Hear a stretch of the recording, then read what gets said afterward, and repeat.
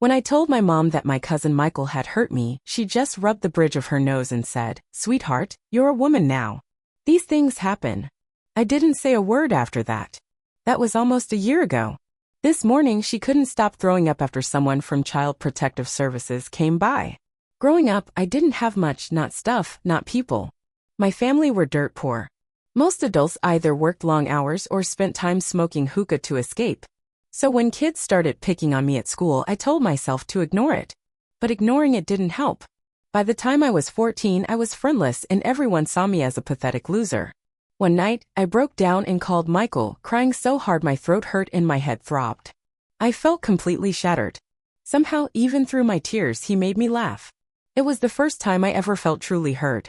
I clung to that feeling and we started talking almost every day. He was 18, older and a little wiser, so his advice actually made sense. Slowly, I stopped hiding in bathroom stalls to eat lunch and started sitting out in the cafeteria, alone but in the open. I even began taking better care of myself. Then things changed just before my 15th birthday. My mom decided to throw a party and invite the whole family. Birthdays weren't really my thing, but I was looking forward to seeing Michael and maybe getting a few presents. I put real effort into my appearance, a nice dress, makeup, even heels. At the party, I got the usual, "Do you have a boyfriend yet?" questions, but I smiled through it, waiting for cake. The cake was a beautiful chocolate tres leches, and when I blew out the candles, Michael came over and hugged me. Seeing him made my face light up. Looking back, the smell of booze on his breath should have been a warning. Everything started small, just hugs that lasted too long, his hands around my waist feeling off, but I told myself he was drunk and I was just imagining things. But as the night went on, his touch got bolder. His fingers brushed my leg under the table and he acted like it was nothing. Eventually, he stopped pretending to respect boundaries. I went to grab a sweater from my room, hoping to calm down. Before I could close the door, Michael was there, standing like he owned the place, as if I owed him something just by existing. He pinned me against the wall so close I could smell smoke on his breath. I froze. Every instinct told me not to fight, not to react, because I felt it would be blamed on me. Then he kissed me and his hand slid down my back. That snapped me out of it. I screamed and kicked him hard. He stumbled back, and I ran. I pulled my mom outside and told her what happened. I expected anger, support, even a hug, anything. But she just sighed and rubbed the bridge of her nose again. "Sweetheart, you're a woman now.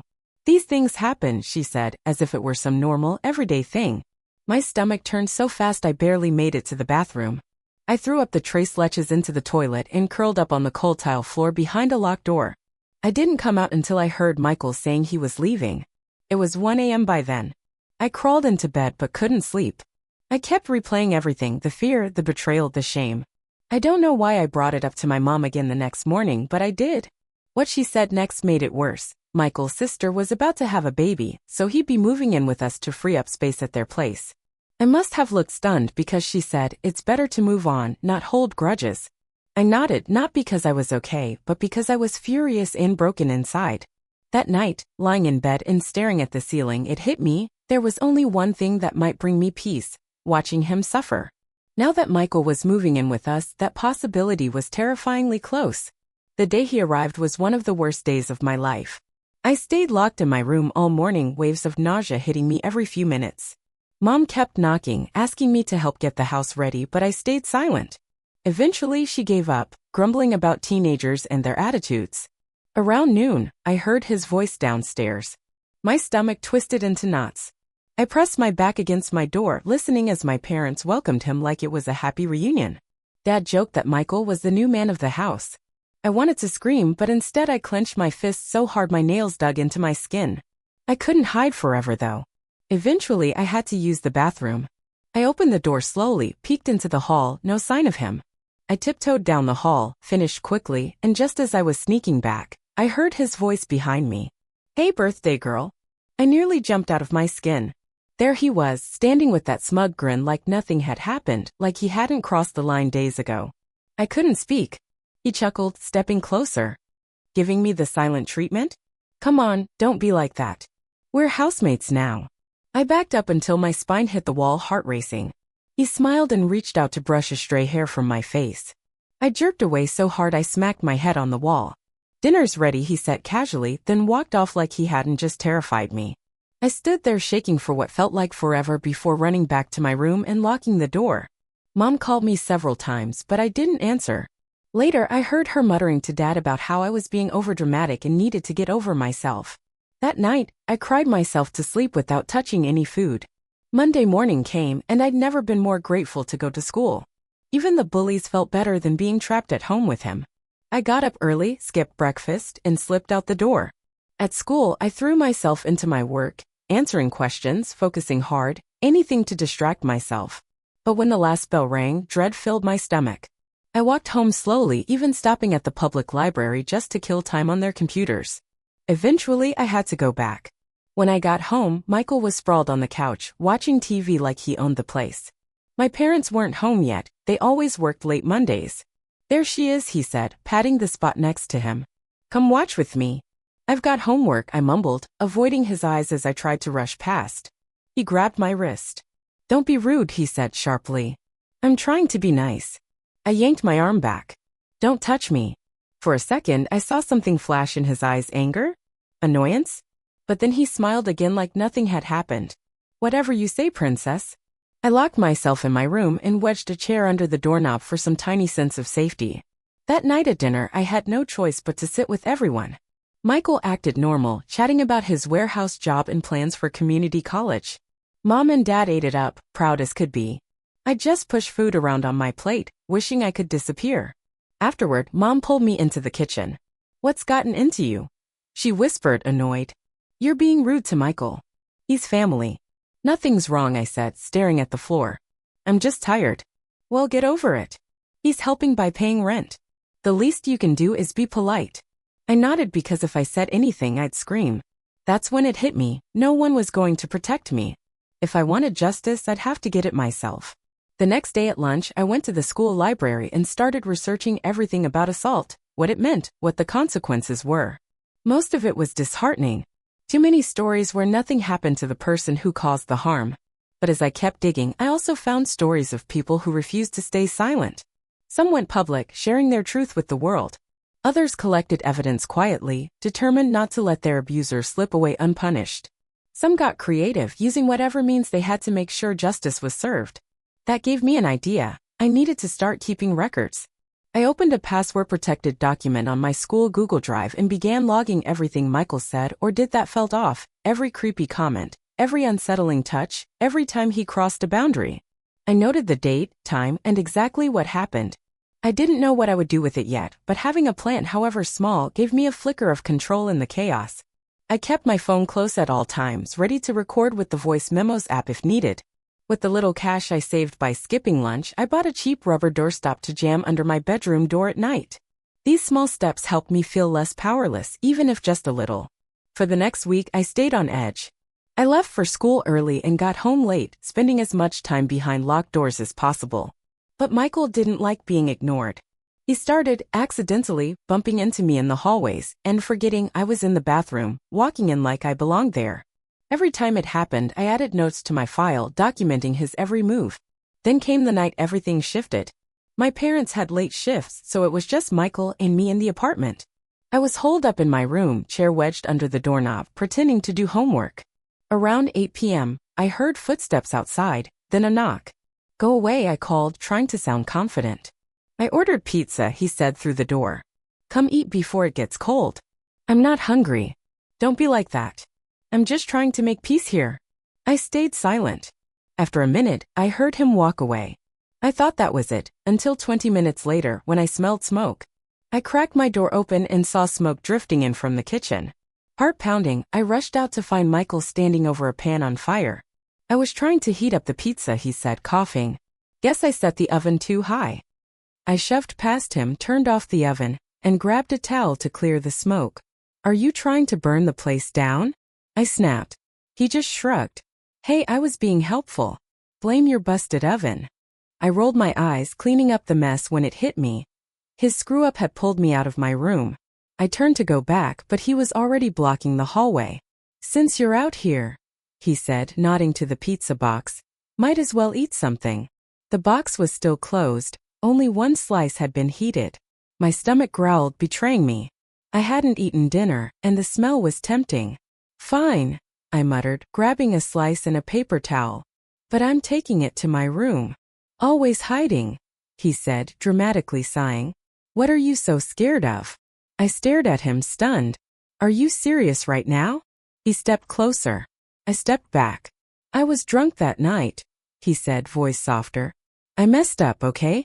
Can't we just move past it? Messed up, I repeated, voice rising. You followed me to my room and put your hands on me. Assaulted, he scoffed. Don't be dramatic. It was just a kiss. A fire rose inside me, a fury like nothing I'd felt before. You pinned me against the wall. You touched me. I'm your cousin. I'm 15. His smile vanished. His whole face shifted, cold, dangerous. You better watch throwing words like that around, he said low. No one's gonna believe you. Your mom already thinks you're making it up for attention. My hand shook so hard I dropped the pizza slice. Move, I whispered. Or what? He challenged, stepping closer. Then I remembered my phone was in my pocket. I'd been recording everything. I pulled it out and held it up. Or I share this recording of you admitting what you did. His eyes widened, then narrowed. He lunged at me, but I slipped under his arm and bolted. No shoes, no coat, I didn't care. I ran down the stairs and out into the street, not stopping until I reached a convenience store 3 blocks away. I stood under the harsh convenience store lights, trying to catch my breath and double-checking my phone. The recording had saved. His voice clear, admitting to kissing me, timestamp included. It wasn't a full confession, but it was something real. Proof. The cashier kept glancing my way, probably wondering why a barefoot girl in pajama pants looked so shaken. I grabbed a cheap coffee just to have a reason to be there, then sat at a plastic table trying to figure out my next move. I couldn't go home, not with my parents gone and Michael still there. But I had nowhere else. I stayed until almost midnight, then walked back in the freezing cold. When I got home, my mom was waiting, furious. Where have you been? It's a school night, she snapped. I couldn't tell her the truth, so I said I'd been studying at the library. She didn't believe me but was too tired to argue. I got grounded and sent to bed. I locked my door, wedged the chair under the knob and checked my phone again, emailing the recording to myself, just in case. It wasn't much, but it was something. At school the next day I struggled to focus. I couldn't go to my parents, they already sided with Michael. The cops? Would they even care? All I had was a voice recording, no physical proof. Reporting him felt terrifying because I'd still be stuck at home, with him. At lunch, a girl named Jessica sat across from me. She wasn't exactly a friend but not a bully either. You okay? You seem off lately, she asked. I shrugged. Family stuff. She nodded. My parents are splitting up. I go to a support group for teens dealing with family stuff. You should come sometime. I almost laughed but thanked her and said I'd think about it. Felt good to have someone notice. That afternoon I decided to stop hiding and start watching Michael, learning his routines and weaknesses. When I got home he was on the couch playing video games. I sat at the other end pretending to work but watching him closely. Over the next days I tracked his schedule, found where he hid his beer, and saw how he acted charming to my parents.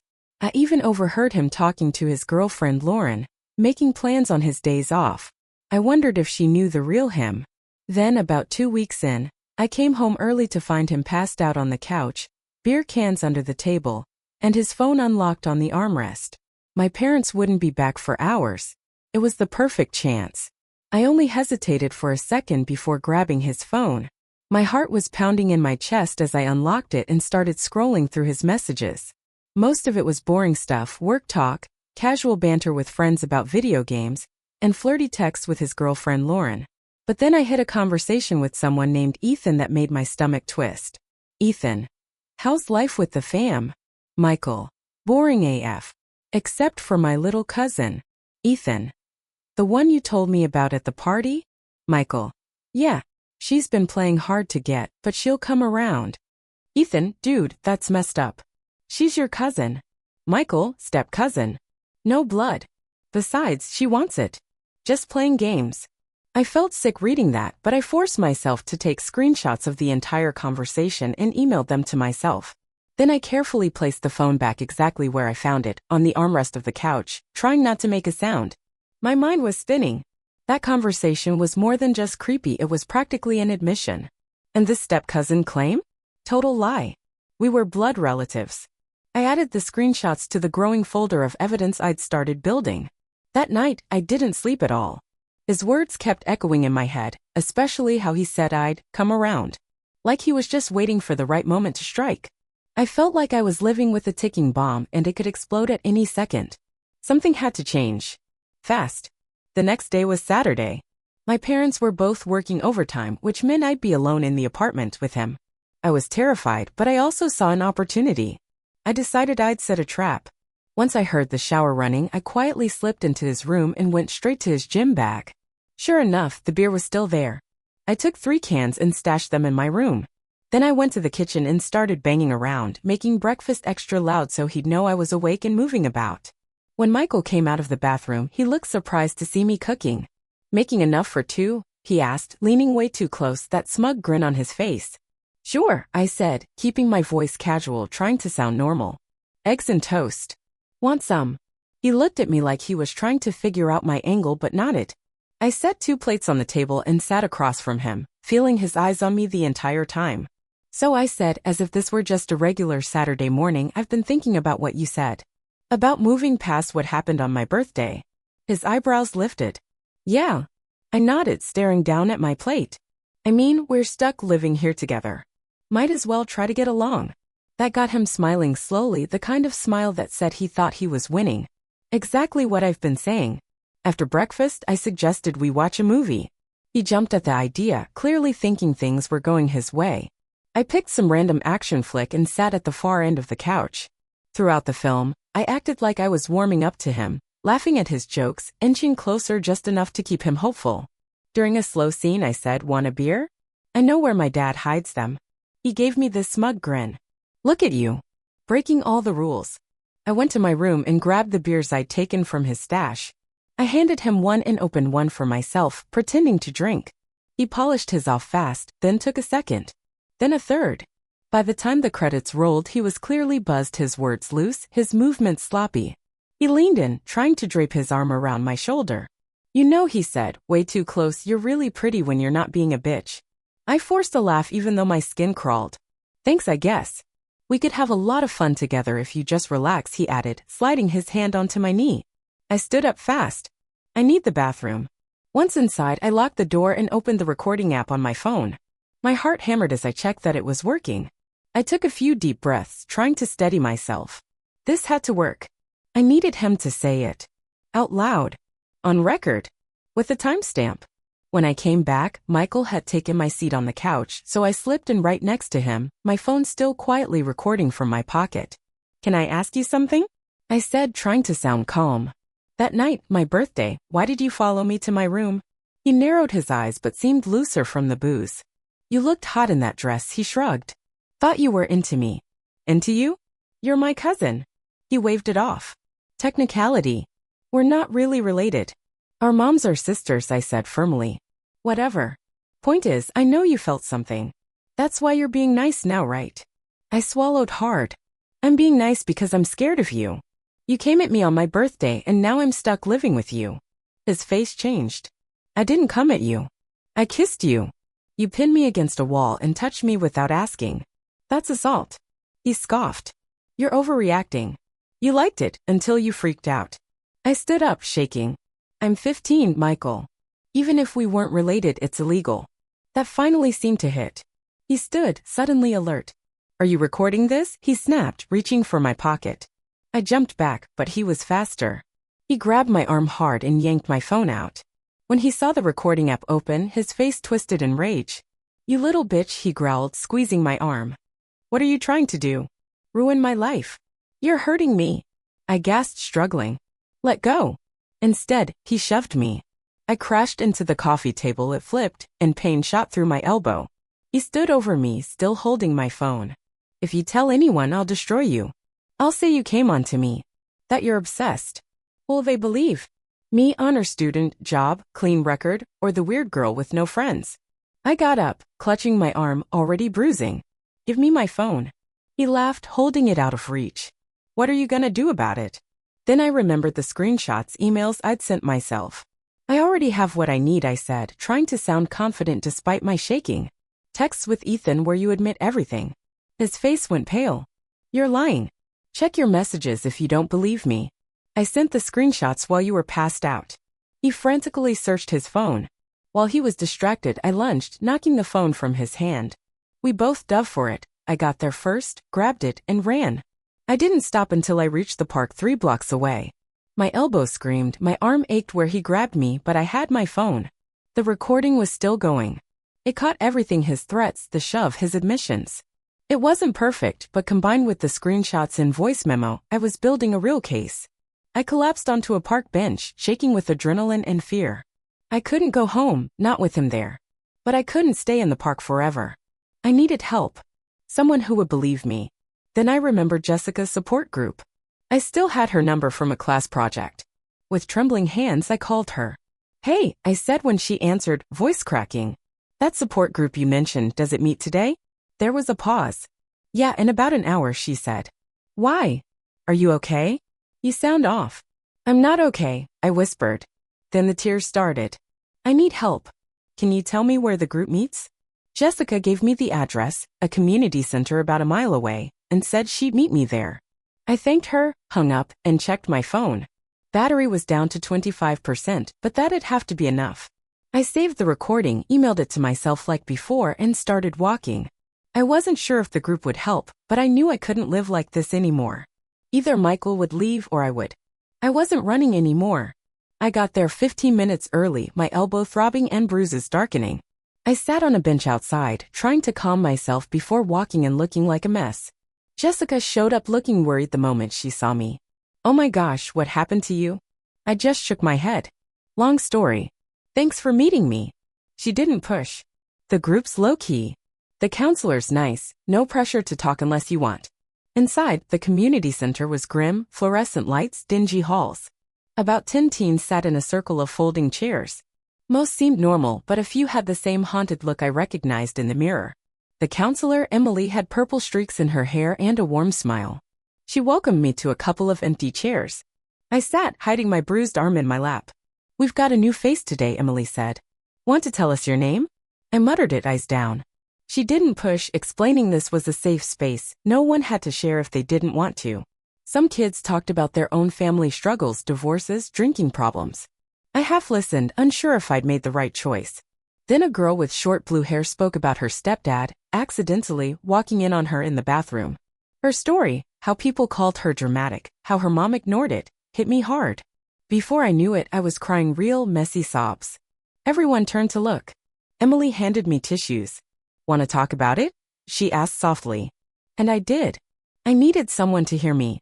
I told them everything: Michael, my birthday, him moving in, the recordings, the screenshots, the fight that morning. I showed my bruises and played a clip of his admission. The room went quiet. Then Emily asked, have you told your parents? My mom knows, I said. She told me to get over it. Said stuff like this just happens when you're a girl. A few people groaned. That's messed up, the blue-haired girl said. Emily's face grew serious. What you're describing is intimate assault. And this morning's physical assault too. As a mandated reporter, I have to alert authorities. My stomach dropped. No, please don't, I begged. My parents will kill me. I get that you're scared, Emily said gently. But you're not safe living with him. You're still a minor. This isn't something to face alone. I started to panic. What if no one believes me? What if they send me back and it gets worse? That's why the recordings and screenshots matter, she said. They're evidence. So are those fresh bruises. Would you be willing to talk to a police officer and a social worker? I was terrified but out of options. I nodded. Emily stepped out to make the calls. Jessica stayed with me. Then Jordan, the girl with blue hair, came over. My mom didn't believe me either, she said softly. But things got better once I told someone at school. I'm living with my aunt now. Just saying it gave me a tiny spark of hope. Maybe this nightmare wasn't forever. About half an hour later, a female officer named Jessica showed up with a social worker, Ashley. They took me to a separate room where I showed them everything: recordings, screenshots, bruises. They asked nonstop questions when it started, if there was other contact, if I felt safe going home. That last one hit me hard. I finally said, no. I'm scared of what he'll do if he finds out I came here. Ashley explained they'd investigate, talk to my parents and Michael. I felt sick, but she added if I didn't feel safe, I wouldn't have to go home tonight. They could set up emergency placement. Emergency placement? I asked, voice shaking. Like foster care? Maybe. Or with a relative if there's someone suitable. I tried to think of relatives. None seemed safe or willing. Panic rose again. Then Jessica, who'd been quiet, said, "She can stay with us. My mom wouldn't mind." I stared at her, lab partners barely friends, but she said it like it was nothing. I wanted to hug her. Ashley said they'd get Jessica's mom's okay and check the home. Officer Jessica would go to my apartment to talk to Michael and my parents, without me there. Terrifying but also a relief. While Ashley called Jessica's mom, Officer Jessica took photos of my bruises and copied my evidence. "You were smart to keep records," she said. "Usually it's just his word against yours, but this helps." Ashley came back with good news. Jessica's mom agreed for me to stay, pending a home check. For the first time in forever I could breathe. Then I realized I had nothing. No clothes, no toothbrush. Ashley said we'd stop by my apartment for essentials, but Officer Jessica had to come for safety. The ride back felt endless. Sitting in the squad car, watching familiar streets blur. I wondered if life would ever be normal again. When we arrived, my parents' car was there. They were home. My hands shook as I unbuckled. Officer Jessica went in first, then Ashley and I. Inside was chaos. Mom sobbing at the kitchen table. Dad pacing and yelling, Michael pale and tense on the couch. Everything stopped when they saw us. Mom jumped up, demanding, "Where have you been?" Then froze, seeing Ashley. "Who is this? What's going on?" Officer Jessica calmly explained who she was and why she was there. Dad's face shifted from anger to confusion to horror as she laid out the allegations and showed the evidence. Michael stood ready to run. "She's lying. Obsessed with me, this is all made up. I've got recordings too." Officer Jessica cut him off. "And she has photos of fresh bruises from this morning." Mom stared at me, eyes wide. "You went to the police? About family?" That broke me. "Yes. Because you wouldn't listen. He assaulted me at my birthday and you told me to get over it. He's been terrorizing me and you did nothing." Dad looked crushed. "Is this true?" he asked Mom. "You knew." She stammered excuses. How I was exaggerating, how Michael was family, how it got misunderstood. With every word, Dad grew darker. Then he snapped. "Get out," he said to Michael. Michael tried to protest, but Dad wasn't listening. "Get out of my house. Now." I'd never seen my dad that furious. Michael grabbed his jacket and stormed out, slamming the door. Officer Jessica followed, saying she still needed his statement. The next hours blurred. Ashley told my parents I wouldn't be coming back while they investigated. Dad kept asking why I hadn't told him. Mom switched between crying and trying to call it a misunderstanding. I packed my bag in my room with Ashley's help. Mom stood in the doorway looking lost. "I didn't know it was that bad," she whispered.